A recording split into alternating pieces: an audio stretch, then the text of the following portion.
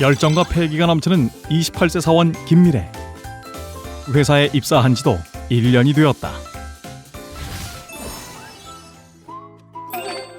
퇴직연금 제도를 선택하라고? 퇴직연금? 연금은 연금인데 퇴직연금은 뭐지? DB 제도? DC 제도? 들어는 봤는데 DB 제도, DC 제도 뭐가 다르지? 선배, 퇴직연금 가입하셨죠? DB 제도와 DC 제도는 뭐가 다른 거예요? 퇴직연금 가입하려고 그러는구나. 퇴리니. 네, 이제 퇴직연금을 시작해야 하는데 다 너무 비슷비슷한 것 같고 아는 게 하나도 없어요. 내가 다 설명하긴 너무 길고 너튜브에 잘잘잘 클래스라고 퇴직연금을 처음 시작하는 테린이를 위한 영상이 있는데 링크 보내줄 테니까 그거 보면 쉽게 이해될 거야. 고마워요, 선배. 아, 맞다. 내일까지 퇴직연금 제도 선택하는 날이지. 연금 선배가 보내준 너튜브 잘잘잘 클래스를 봐야겠다.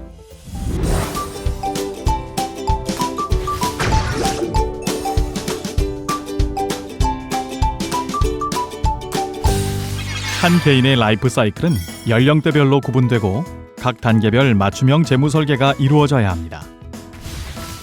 연령대별 라이프 이슈에 맞춰 재무 목표를 세우고 수입과 지출의 흐름을 고려하여 자산과 부채를 관리함으로써 평안한 노후를 설계할 수 있습니다. 20, 30대는 사회생활을 새로 시작하는 시기로 자산 적립기에 해당됩니다. 합리적인 자산 적립을 위해서는 사회생활 초년기인 2030 세대부터 개인의 재무 설계를 시작하여 라이프 사이클에 따른 자금 수요를 파악하는 부분이 중요합니다.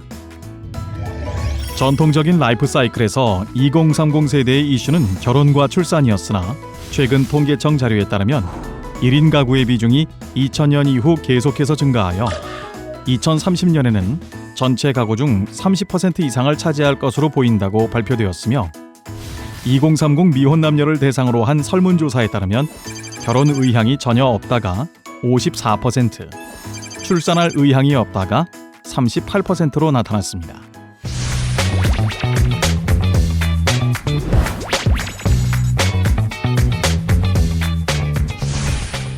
미래를 위한 준비보다는 현재 자신의 행복이 가장 중요하다는 2030 세대.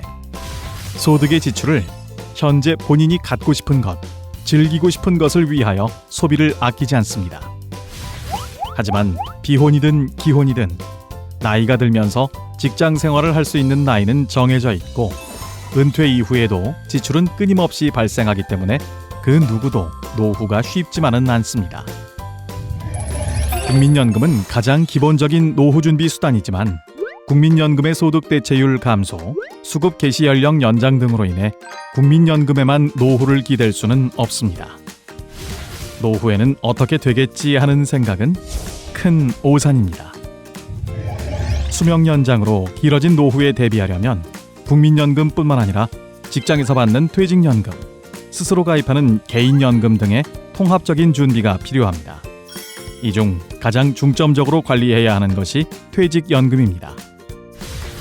과거보다 이직이 자유로워진 지금, 이직을 하면서 이전 직장에서 수령한 퇴직금을 다 써버리거나 무관심 속에서 물가 상승률에 못 미치는 투자 수익률로 운용관리에 어려움에 직면할 수 있습니다. 노후 기간과 물가 상승률을 고려할 때 2030대부터 소액이라도 조금 더 일찍 노후를 준비한다면 다른 연령대보다 장기적으로 투자할 수 있기 때문에 유리합니다. 연금을 잘 알고 제대로 준비하는 법, 지금부터 시작해볼까요? 그렇다면 퇴직연금이란 무엇일까요? 퇴직연금 제도는 근로자들의 노후소득 보장과 생활안정을 위해 근로자 재직기간 중 사용자가 퇴직급여 지급 재원을 퇴직연금 사업자에 적립하고 이 재원을 사용자 또는 근로자가 운용하여 퇴직 시 지급하는 제도입니다. 퇴직연금 제도는 확정급여형 퇴직연금 DB형, 확정기여형 퇴직연금 DC형, 개인형 퇴직연금 IRP로 구성되어 있습니다. 확정급여형 퇴직연금 DB형은 회사가 퇴직급여 재원을 금융기관에 매년 적립하고 회사가 직접 금융상품을 선택하여 운용하는 제도이며 사회에 예치한 적립금의 운용 결과에 따라 회사가 향후 적립할 부담금이 변동됩니다. 확정기여형 퇴직연금 DC형은 회사가 산정된 퇴직급여 재원을 근로자별로 구분하여 금융기관에 적립하고 근로자가 직접 금융상품을 선택하여 운용하는 제도입니다. 근로자가 직접 운용한 적립금의 운용 실적에 따라 퇴직급여가 많아지거나 적어질 수 있습니다. 개인형 퇴직연금 IRP는 퇴직연금 제도에 가입한 근로자가 퇴직 시 퇴직급여를 이전받는 계좌입니다. 퇴직 예정자뿐만 아니라 소득이 있는 개인이면 누구나 가입이 가능할 수 있으며 납입한 금액은 세액공제가 가능합니다. 새로 취업한 회사에서 퇴직연금 제도를 도입했다면 DB형 제도에 가입할지 DC형 제도에 가입할지 본인이 선택할 수 있습니다. 퇴직연금 제도를 선택할 때는 어떤 점을 고려해야 할까요? 먼저 회사 내 임금 상승률과 본인이 직접 운용했을 때 기대되는 수익률을 비교해 보아야 합니다. DB형은 퇴직하기 직전 3개월 평균 임금의 근속 연수를 곱해 퇴직급여를 계산하기 때문에 임금 상승률이 높은 기업에 근무하는 근로자에게 유리합니다. 회사가 적립금에 투자할 상품을 선택하기 때문에 운용 수익에 대한 부담이 없습니다. 반면 DC형은 근로자가 직접 적립금을 운용하여 운용 수익에 따라 수령하는 퇴직급여가 달라질 수 있기 때문에 상품의 신중한 선택과 꾸준한 관심이 필요합니다. 따라서 회사 임금 상승률이 근로자 본인이 직접 운용하여 기대하는 수익률보다 높을 때는 DB형이 유리하고 반대로 임금 상승률보다 높은 수익을 낼 수 있다면 DC형이 유리합니다. 최근 기업들은 DB형과 DC형을 함께 도입해 근로자들에게 스스로 선택할 수 있도록 하고 있습니다. 첫 단추를 잘 끼우는 것이 중요하듯 본인에게 적합한 제도를 현명하게 선택하는 것이 중요합니다. 잠깐, 요즘 금융 공부를 열심히 하고 있으니까 직접 상품 운용을 할 수 있는 DC 제도를 선택해볼까? 선배, 어제 보내준 잘잘잘 클래스 링크 잘 봤어요. 와, 그거 보니까 퇴직연금 진짜 잘 준비해야 될 것 같아요. 고민해봤는데 요즘 금융상품에 관심이 많아서 적립금을 직접 운용할 수 있는 DC 제도를 선택해보려고요. 오, DC형 선택했으면 부담금이랑 적립금 운용할 상품을 미래 네가 정해야 되는데? 부담금? 적립금? DC형 제도를 선택하면 부담금과 적립금을 운용할 상품을 선정해야 되는데 여기서 부담금이란 회사가 정기적으로 근로자의 퇴직연금 계좌에 납입해주는 돈이며 적립금이란 이미 납입한 돈과 이를 운용해 얻은 수익을 말해. 쉽게 말해서 새로 납입하는 돈이 부담금, 이미 쌓여있는 돈은 적립금이라 생각하면 돼. 부담금 상품을 설정하면 입금이 들어올 때 지정한 상품으로 자동 매수가 되는데 부담금과 적립금 상품을 동일하게 설정할 수 있고 따로 설정할 수도 있어.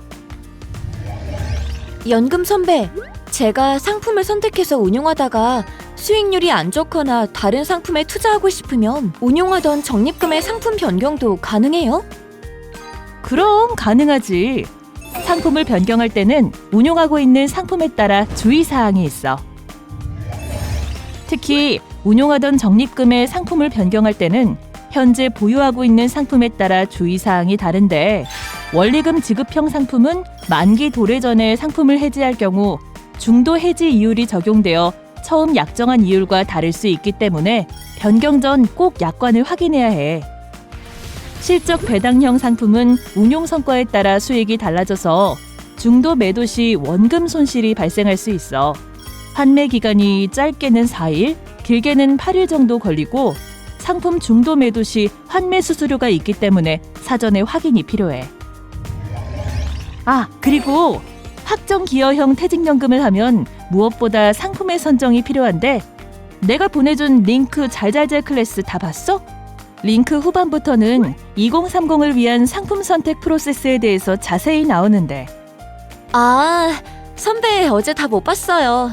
오늘 퇴근하고 볼게요.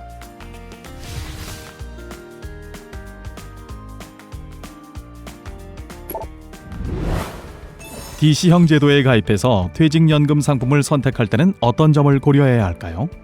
먼저 투자자 정보 확인을 통해 연령, 투자 목표, 투자 기간, 기대 수익률 등의 본인 투자 성향과 기대 수익에 대하여 감내할 수 있는 위험 수준을 파악해야 합니다.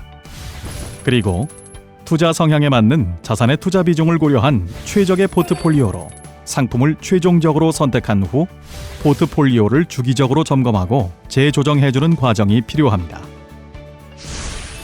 급변하는 금융시장과 100세 시대, 우리는 어떤 준비가 필요할까요? 안전자산에만 투자해도 높은 수익률을 거두던 시절에는 위험을 감수할 필요가 없었지만 저성장, 초저금리 시대의 투자 환경은 달라졌습니다.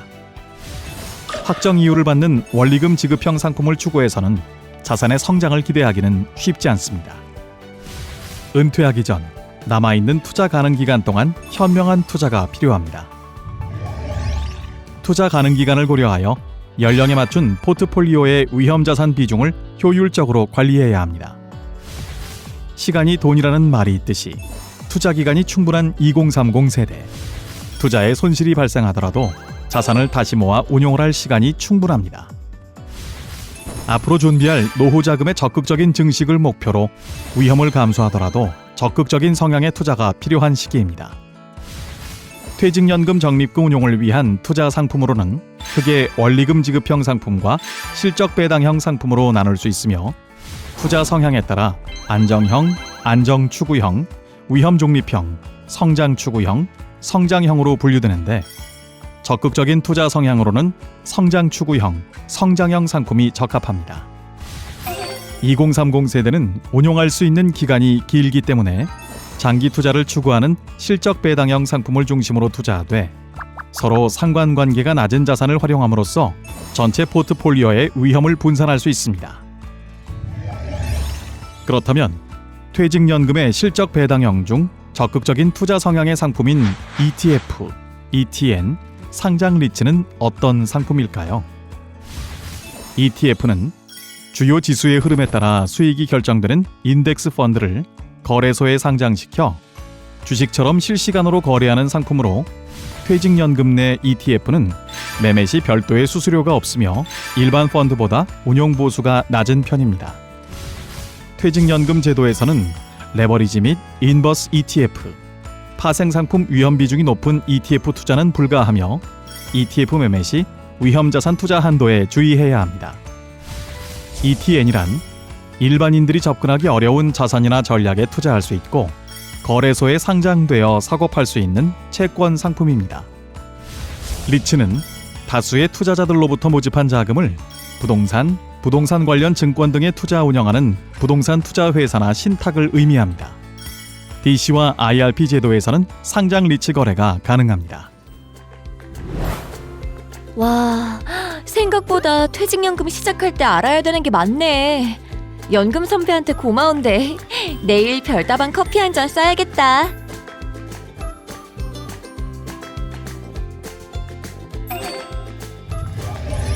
제대로 된 연금 관리 준비되셨나요?